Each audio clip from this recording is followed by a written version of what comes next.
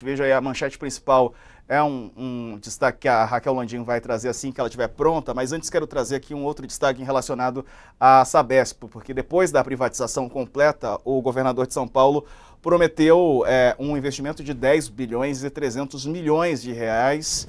A privatização da empresa foi concluída ontem. A liquidação resultou na maior oferta de saneamento da história, movimentou 14 bilhões pela fatia de 32% das ações da empresa oferecida pelo governo de São Paulo. Hoje não tem martelo. Da última vez, você lembra, né, daquela imagem que o Tarcísio bateu com o martelo ali, que virou meme, né, a imagem. Ele brincou então que hoje não tem martelo, a Sabesp foi privatizada, o governador prometeu destinar 70% dos recursos para investimentos. E é isso, né?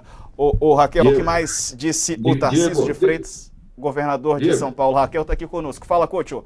Deixa eu só dar boa tarde para a Raquel. Oi, Raquel, boa tarde. Boa tarde, Raquel. Boa tarde. Só queria pedir uma coisa para o Diego antes, de mostrar também o título da matéria que o Kennedy publicou, a coluna do Kennedy, Sim. mostrando que esse leilão causou um prejuízo de 4 bilhões de reais, porque foi vendido abaixo do preço. Se pudesse mostrar também o outro lado. Tá certo. Está na me do UOL agora. Vou trazer daqui a pouquinho. Antes vamos ouvir a Raquel, que tem Você conversou com o governador de São Paulo, Raquel? Conta mais. Boa tarde para você. Diego, eu conversei, porque está uma polêmica muito grande, né? Por que a privatização da Sabesp atraiu só um investidor? É um ativo tão bom, esperava-se mais gente. Eu fui questionar o governador para tentar entender, que ele trouxesse a versão dele, explicasse isso daí para a população de São Paulo. O que ele me disse, o que está nessa reportagem? Segundo o Tarcísio, vários fatores limitaram a concorrência na privatização da Sabesp, e um deles era o tamanho do cheque. A Equatorial Energia, estou até pegando os dados aqui para a gente não errar, ela pagou 6,9 bilhões de reais por 15% da Sabesp. Foi a maior oferta individual, o maior pagamento individual da história do mercado de capitais brasileiro. E o jeito que o modelo de privatização foi feito, que está sendo apelidado aí de modelo Embraer, ele limitou a concorrência neste leilão, porque colocou-se a exigência de um acionista de referência, alguém que tivesse disposto a não vender sua participação até 2029, garantir a universalização dos serviços, então ir em sociedade com o Estado até aquele momento, até 2029, quando os serviços vão estar universalizados, e ao mesmo tempo topasse não ser o controlador da empresa. Então, assim, são muitas exigências.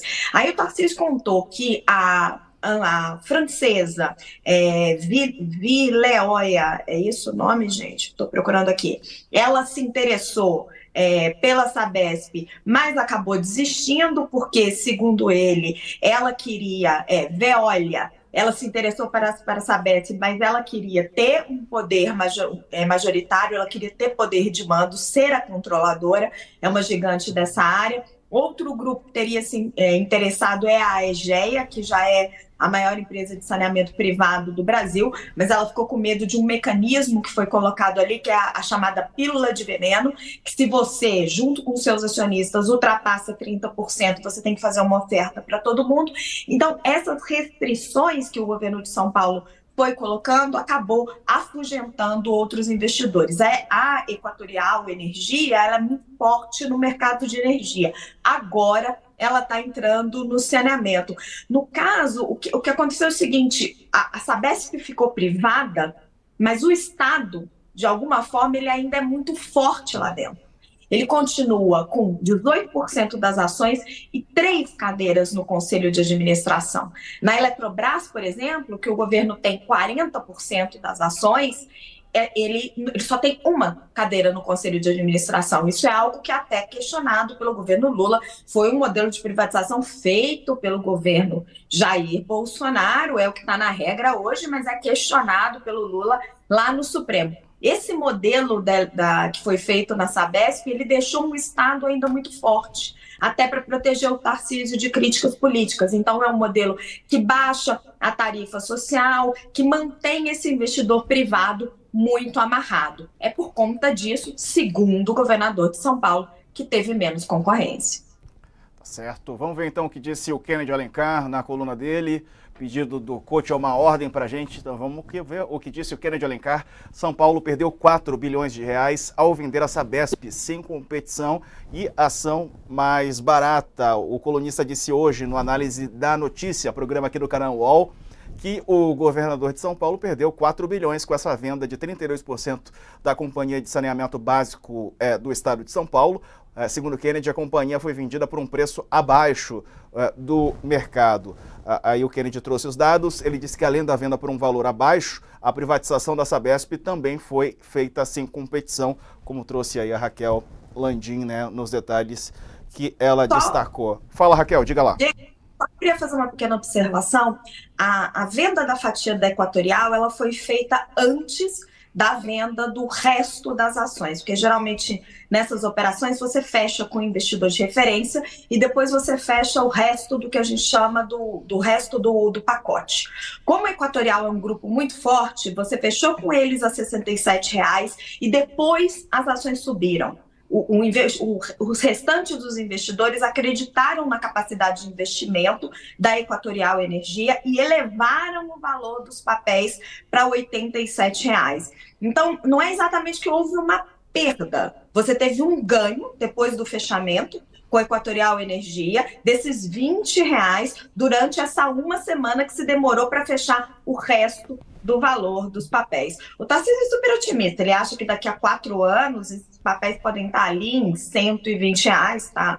No papel dele de ser otimista, e ele disse assim, se eu for reeleito, vou entregar a universalização e vou entregar esses papéis valendo mais de R$ 100,00. Vocês querem comentar esse assunto também? O coach, o Thales. Fala, coach, e aí? Eu queria perguntar para a Raquel, você elencou todas as restrições do leilão, né? Isso não pode significar também que o leilão foi dirigido, né? As regras do leilão foram dirigidas para que uma empresa entrasse, porque a Equatorial ela tem experiência no ramo de energia, mas não de saneamento, né? Parece que só está no Amapá e lá ela é muito criticada na área de saneamento. E esse prejuízo que o Kennedy aponta na matéria dele, não seria o caso de promover, de cancelar e fazer um novo leilão que permita a participação de mais empresas? Coach, isso está sendo questionado. O PT tem uma ação no Ministério Público, essa ação já chegou ao Supremo Tribunal Federal. Existe um questionamento, eu até coloco aqui na matéria, e eu questionei o governador sobre isso. O questionamento do PT é o seguinte: a Carla Bertocco, que é a presidente do Conselho de Administração da Sabesp hoje, até dezembro de 2023, ela fazia parte do Conselho da Equatorial. O que o governador responde, ele diz o seguinte: não teve nenhum tipo de favorecimento, esse mercado é um pequeno, é mercado onde todos os profissionais circulam. Ele diz que não, ele diz que as regras foram feitas para garantir esse investidor dentro da Sabesp. Eu conversei com mais 2 especialistas, conversei com o Gésimo Oliveira, que foi presidente da Sabesp, e conversei também com o Percy, cadê o nome dele aqui? Percy Soares Neto, que foi diretor da Agência Nacional das Concessionárias Privadas de Serviços Públicos de Água e Esgoto. Eles acham que é o seguinte: como você fez esse modelo Embraer, você realmente limita a quantidade. Mas aí eu acho que é algo que cabe para a Justiça investigar. Acho que o PT está no direito dele, a oposição está no direito dela de ir lá e questionar. Falar, ó, será que teve algum conflito de interesses? A sensação que eu fiquei é que teve uma redução de concorrência porque o governador quis se proteger de críticas políticas. Ele quis montar um modelo que ele é um pouco menos livre mercado do que o governo Jair Bolsonaro pregava. Então, ele é um modelo que tenta não aumentar a tarifa, porque privatização, muitas vezes, o que acontece é que você tem um investimento grande, a tarifa sobe, as empresas privadas cobram mais alto. Então, ele amarrou esse investidor de uma maneira que o cara não consegue subir a tarifa. Aí, muita gente já vai embora daquele investimento. Ele não quis entregar o controle da empresa. para o investidor, para não ser acusado disso lá na frente. Então, ele manteve 3 pessoas do governo do estado no conselho de administração. Isso já afugentou mais uma parcela dos investidores. Então, assim, a minha avaliação, olhando o negócio, como repórter de economia, que eu fui muitos anos, é que o Tarcísio, tentando se proteger de críticas políticas, de ter entregado a Sabesp na mão do privado e lá na frente o preço da tarifa de água e esgoto está caríssimo, ou a empresa privada olhando, resolver não universalizar o serviço porque não vale a pena levar a água e esgoto na favela XYZ, ele amarrou o leilão de uma maneira que ele tornou esse leilão menos atrativo para o setor privado. E aí ele limitou a quantidade de gente interessada. Ele foi se precavendo de críticas políticas que ele pudesse sofrer e fez um leilão menos livre mercado do que se imaginava. E essa crítica, Raquel, de que causou prejuízo de 4 bilhões de reais, ele falou Então, sobre... eu não enxergo a crítica dessa maneira do Kennedy, divirjo do meu colega com todo respeito, porque quando a Equatorial aparece, quando ela fecha o negócio, ela fecha no valor ali dos R$ 67.